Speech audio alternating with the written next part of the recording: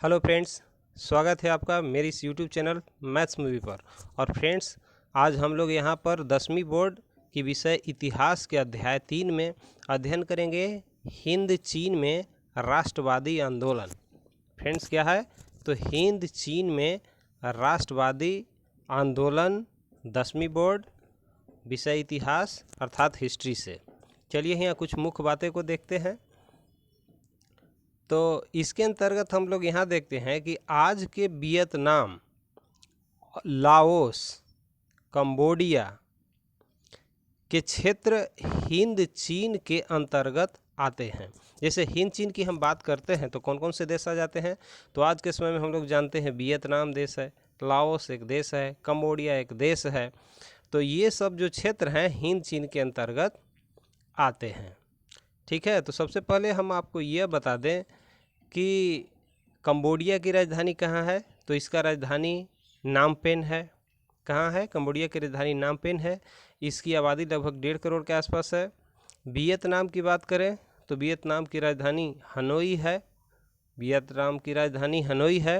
और जबकि लाओस की बात करें तो इसकी राजधानी वियंतियन या वियंटाइन भी इसको कहा जाता है। वियंतियन या वियंटाइन भी इसको कहा जाता है।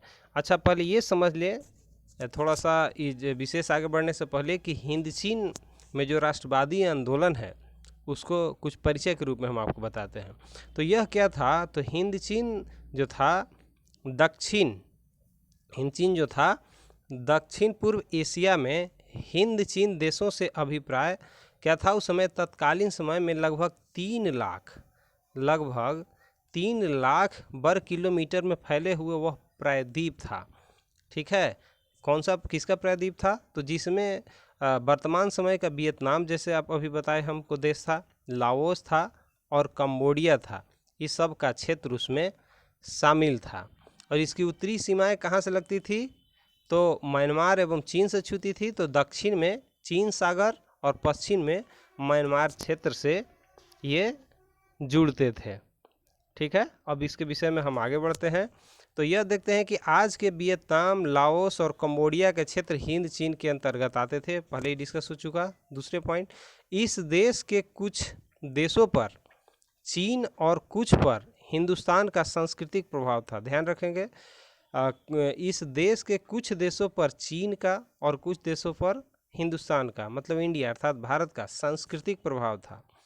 ये राजनीतिक प्रभाव की बात नहीं हो रही है, कल्चरल इफेक्ट की बात हो रही है। अच्छा, 4वीं शताब्दी में भारतवंशी शासक ने कंबुज राज्य की स्थापना की थी। ठीक है, कब की थी? 4वीं शताब्दी में। कहाँ के राजा थे? तो भारतीय वंश के थे, अर्थात भारतीय व्यक्ति थे जिन्होंने कंबुज राज्य की स्थापना की थी। इस बात को याद रखेंगे। अगला पॉइंट, 12वीं शताब्दी में सूर्यवर्मा द्वितीय ने कंबोडिया में अंकोर वाट मंदिर का निर्माण कराया था। ये भी आई है, वेरी वेरी इंपॉर्टेंट, ये पूछता भी प्रश्न है, तो इसको आप ध्यान रखेंगे कि सूर्यवर्मा द्वितीय ने 12वीं शताब्दी में कंबोडिया में अंकोर वाट मंदिर का निर्माण कराया था। और फ्रेंड्स, यह जो मंदिर था यह बड़ा ही विशाल मंदिर है और पूरे विश्व में आज तक का सबसे बड़ा मंदिर कोई है तो वह है कंबोडिया का अंकोर वाट मंदिर। और यह कैसा मंदिर है? तो यह एक हिंदू मंदिर है। क्या है? तो यह एक हिंदू मंदिर है। अभी मैंने बताया कि कंबोडिया की राजधानी कहाँ है? तो नामपेन है। ठीक है फ्रेंड्स, अब हम आगे चलते हैं। इसमें क्या देखते हैं कि व्यापारी कंपनियों का आगमन, जैसे कि हम लोग जानते हैं कि भारत में भी व्यापारी कंपनियों का आगमन हुआ था। उस समय साम्राज्यवादी राजनीति चलती थी, उसी तरह यहाँ भी होता है। सर्वप्रथम पुर्तगाली व्यापारियों ने 1510 ईस्वी में मलक्का को व्यापारिक केंद्र बनाकर हिंद चीन देशों में व्यापार प्रारंभ किया। मतलब कहने का मतलब कि जो पुर्तगाली है ना, यही सब इन लोग को मने लगता था, ऐसा प्रतीत होता है।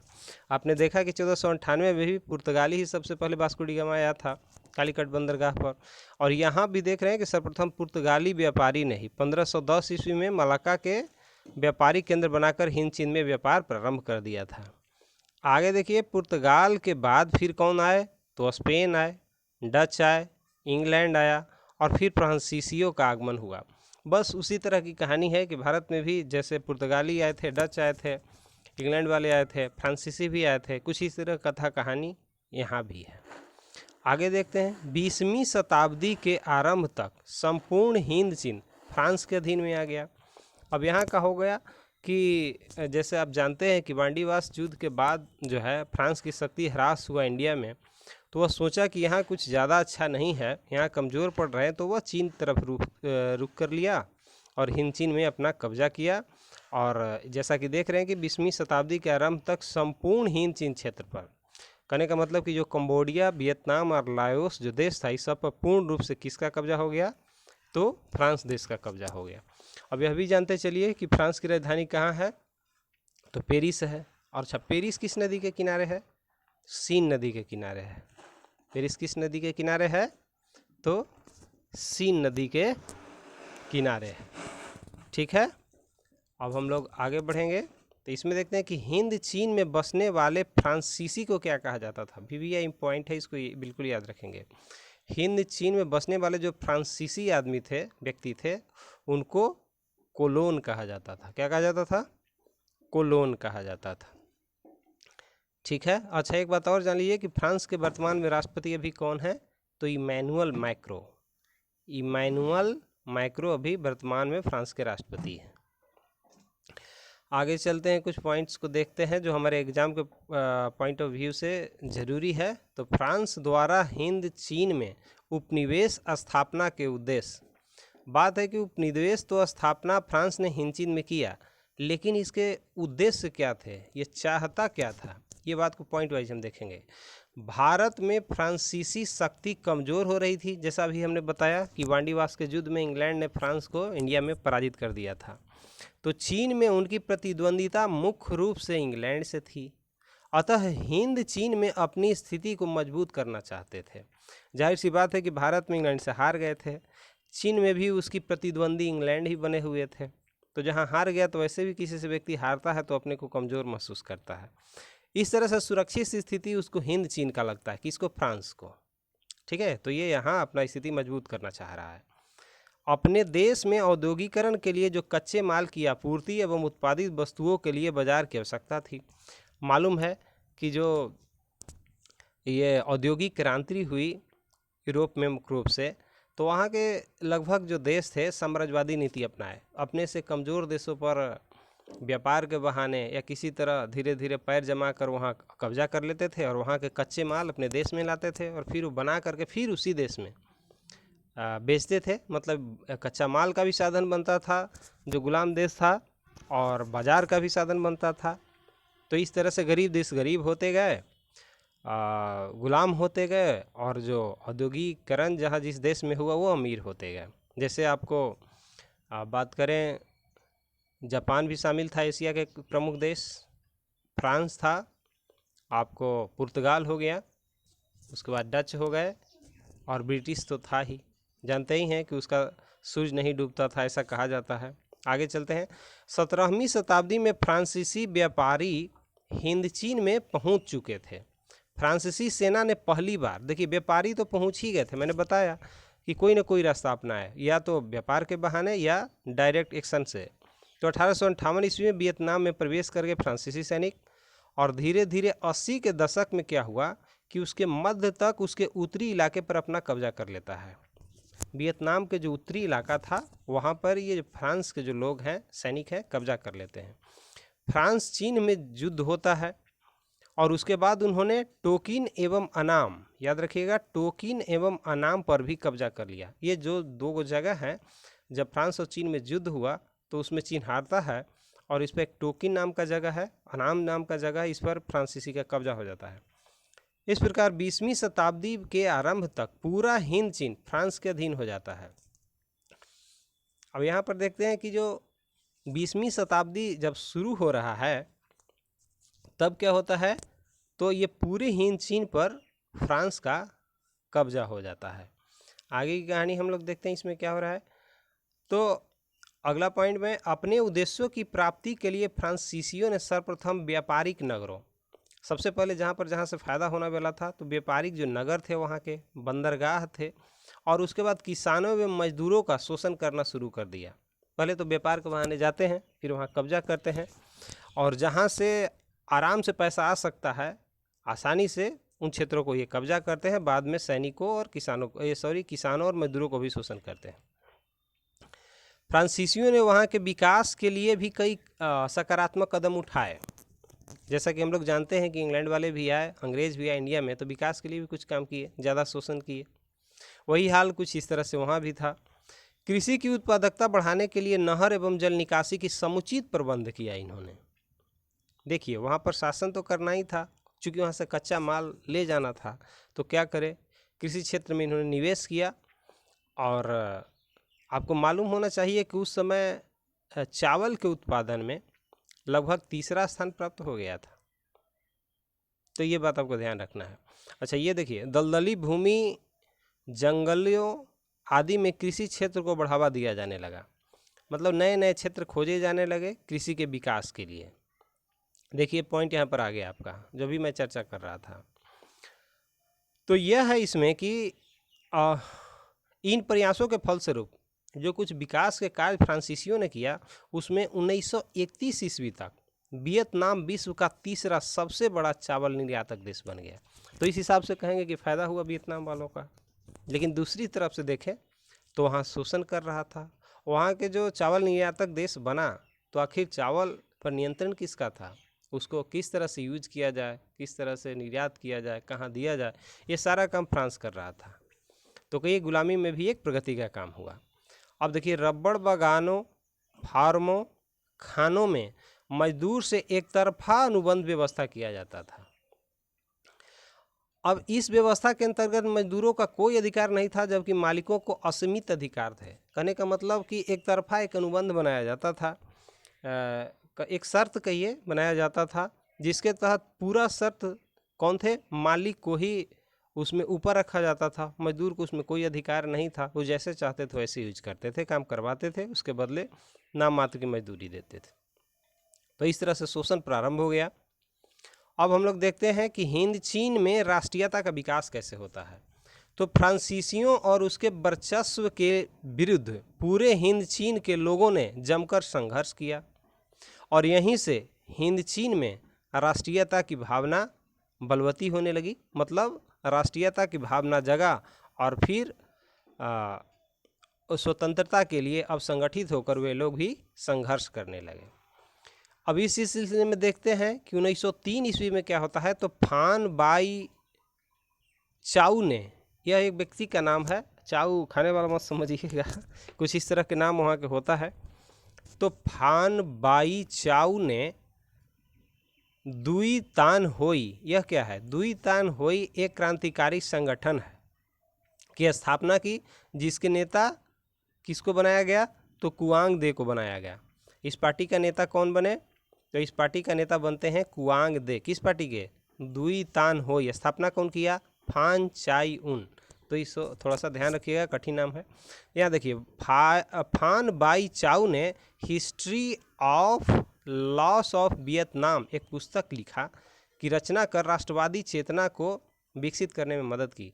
जब ये history of loss of Vietnam लिखे बाई चाउ ने, तो इसमें क्या हुआ कि जब ये पुस्तक बाजार में आई, लोगों ने पढ़ा, तो वहाँ की राष्ट्रवादी चेतना कूट कूट करके इसमें भर जाने लगा। इसमें राष्ट्रवाद को लेकर के ये लिखा गया था, और जो फ्रांस की सत्ता थी, निरंकुश सत्ता या कब्जा करने की स्थिति थी, जो गुलाम बनाए हुए मानसिकता था, जो क्या साम्राज्यवादी था, उसके विरुद्ध लिखा गया था। तो जाहिर सी बात है कि वहाँ के लोगों में राष्ट्रवादी चेतना की शुभारंभ होती है। 1971 ईस्वी में न्यूगन आई कोक, जिनका होचिमिन में नाम है, नामक एक वियतनामी छात्र ने साम्यवादियों का एक गुट बना लिया। 1952 ईस्वी में उन्होंने वियतनामी क्रांतिकारी दल का गठन किया।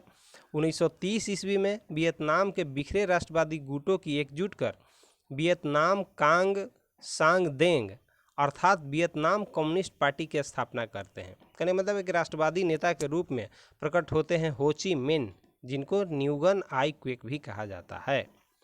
कब, 1971 में। हो ची मिन बहुत बड़े राष्ट्रवादी नेता थे। वियतनाम का कौन थे सबसे बड़ा एक नेता, आगे भी चर्चा होगी इसमें, तो ये थे हो ची मिन। किस पार्टी की स्थापना किए, तो वियतनाम कम्युनिस्ट पार्टी का। ये सारे टॉपिक आपको ध्यान रखना है, पॉइंट ध्यान रखना है। आगे चलते हैं। जोंगुएन आई ने अनामी दल की स्थापना की। देखिए ऑब्जेक्टिव में ये पूछता है, ये चीज़ ध्यान में रखिएगा, ये अभी VVI मान लीजिए आप कि जोंगुएन आई ने किस दल की स्थापना की, अनामी दल की। या फिर ऐसे पूछता है क्वेश्चन कि अनामी दल की स्थापना किसने की, तो जाहिर सी बात है कि ज़्यादा लोगों को ध्यान रहता है हो ची मिन, तो उसको लोग लगा देता है, लेकिन गलत हो जाएगा आपको यहाँ पर, तो याद रखेंगे आप जोंगुएन आई ने।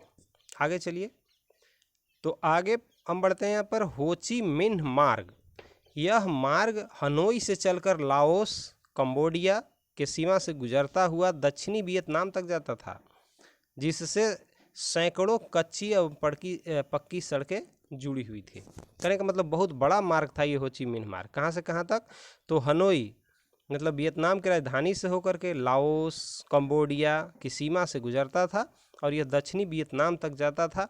बहुत लंबी चौड़ी सड़कें थी और साइड से कच्ची और पक्की बहुत सारे सड़क इससे जुड़े हुए थे। इसको भूल भुलैया सड़क भी कहा जाता है फ्रेंड्स। तो ये सारी बातें आपको इस संबंध में याद रखना है। अब चलिए द्वितीय विश्व युद्ध और वियतनामी स्वतंत्रता की स्थिति को देखते हैं इस पॉइंट के हिसाब से। तो द्वितीय विश्व युद्ध के समय हिंद चीन में एक तरह का द्वैध शासन था, जिसमें सत्ता तो जापानी के हाथ में था एवं प्रशासन की व्यवस्था फ्रांसीसियों के जिम्मे हो गया। तो इसमें विरुद्ध हो ची मिन्ह ने क्या किया कि देश भर में नेतृत्व करके राष्ट्रवादियों को वियतनाम स्वतंत्रता लीग की स्थापना की और फिर छापामार युद्ध की नीति का सहारा इन्होंने लिया। कहने का मतलब जो द्वितीय विश्व युद्ध के समय क्या हुआ, तो हिंद चीन में पूरी तरह से द्वैध शासन वाली बात हो गई। सत्ता जापानी के हाथ में चला गया और प्रशासन की व्यवस्था फ्रांसीसियों के जिम्मे। इस स्थिति में देखा हो ची मिन्ह ने क्या किया, तो एक नेतृत्व प्रदान करते हैं वियतनाम में। और क्या करते हैं, तो वियत मिन्ह मतलब वियतनाम स्वतंत्रता लीग नाम से एक संस्था की स्थापना करते हैं और फिर युद्ध जो छापामार युद्ध है उस नीति का सहारा लेते हैं। आगे हम लोग देखते हैं क्या होता है। तो अंततः वियतनाम के राष्ट्रवादियों ने वियत मिन्ह के नेतृत्व में लोकतंत्रीय गणराज्य सरकार की स्थापना कर लेते हैं। कब, तो 2 सितंबर 1945 ईस्वी को ये क्या कर लेते हैं, तो वियत मिन्ह 2 सितंबर 1945 ईस्वी को एक लोकतंत्रीय गणराज्य सरकार की स्थापना कर लेते हैं। वियतनाम की स्वतंत्रता की घोषणा कर दी जाती है और इस तरह सरकार का प्रधान हो ची मिन्ह हो जाते हैं। ये पूरे के पूरे पॉइंट ध्यान रखने वाली बात है, रखिएगा। हो ची मिन्ह प्रधान हो जाते हैं 2 सितंबर 1945 को और स्वतंत्रता की घोषणा कर देते हैं।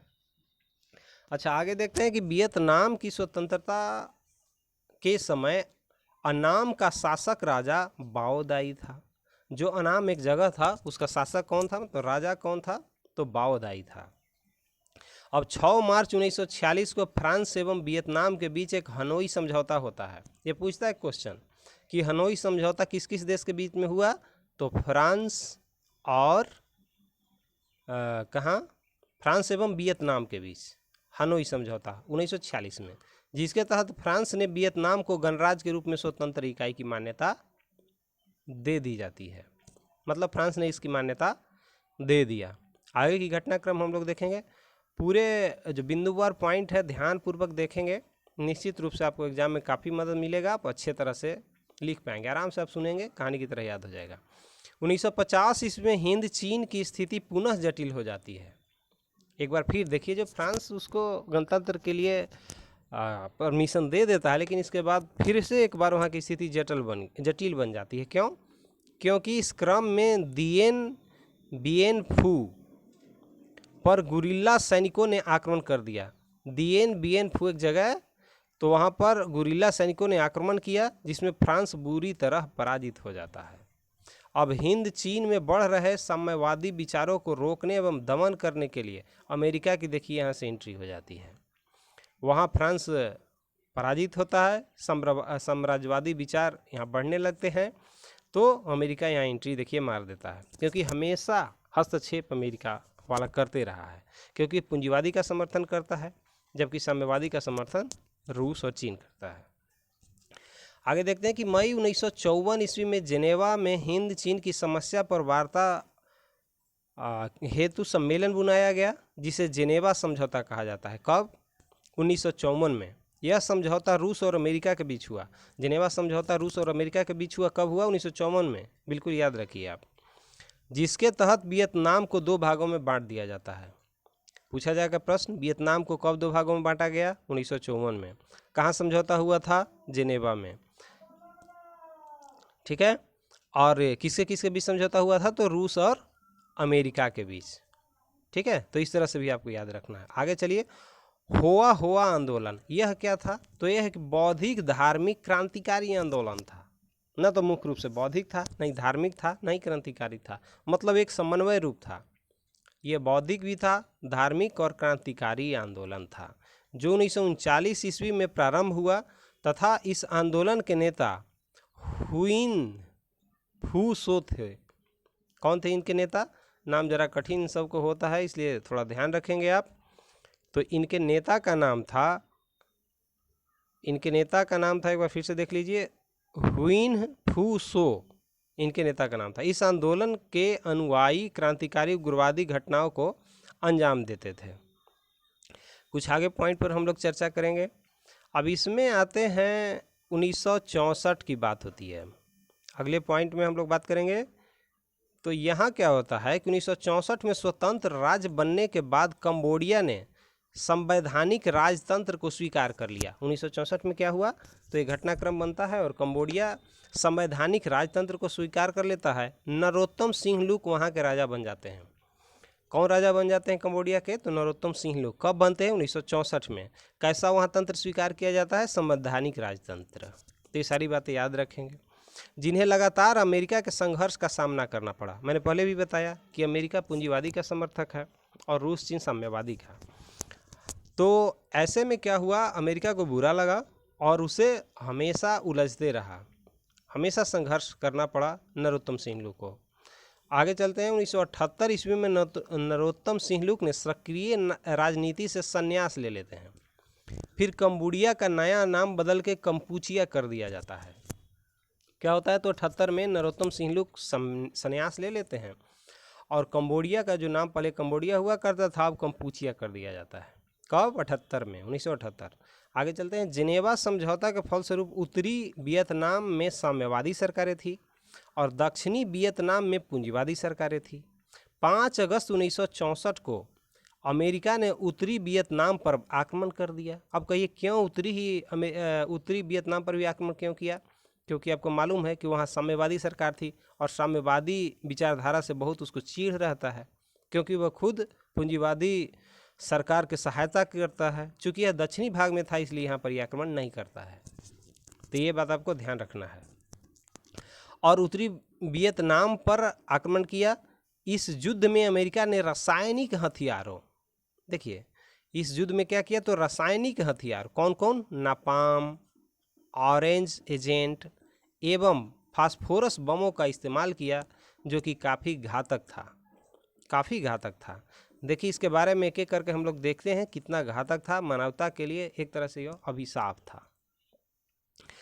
तो नापाम यह एक तरह का रासायनिक ऑर्गेनिक कंपाउंड है जो अग्नि बमों में गैसोलीन के साथ मिलकर एक मिश्रण तैयार करता था, जो त्वचा से चिपक जाता था और जलता रहता था। सोचिए जब इसका प्रयोग होता था तो वहाँ के जनता पर क्या बीतता होगा। ये क्रूर मजाक किया गया एक तरह से और ज़बरदस्त हमला करते रहा गया, काफ़ी व्यक्ति मारा गया। आगे चलते हैं। एजेंट ऑरेंज, यह भी एक रासायनिक ऑर्गेनिक कंपाउंड है। यह एक ऐसा जहर था जिससे पेड़ों की पत्तियां तुरंत झुलस जाती थी एवं पेड़ मर जाते थे। जंगलों को ख़त्म करने के लिए इसका प्रयोग किया जाता था, लेकिन ये देखिए कितना दिमाग से भ्रष्ट हो गया अमेरिका ने, आम जनता पर भी इसका प्रयोग किया। इसका नाम ऑरेंज पट्टी रखने का कारण था कि इसके जो ड्रम की पट्टी थी ऑरेंज रंग के थे, कलर के थे, इस कारण इसे ऑरेंज एजेंट ऑरेंज का नाम रख दिया गया। अमेरिका इनका उपयोग जंगलों के साथ खेतों और आबादी दोनों पर जमकर किया, मतलब कहिए कि एक तरह से निष्ठुर बर्बादी पैसों की किया और मानवता के लिए एक तरह से श्राप बन के आया यह। इसी बीच में एक ज़बरदस्त घटना होता है, माइली गांव की घटना। यह VVI है, इसको काफ़ी ध्यान में रखेंगे आप।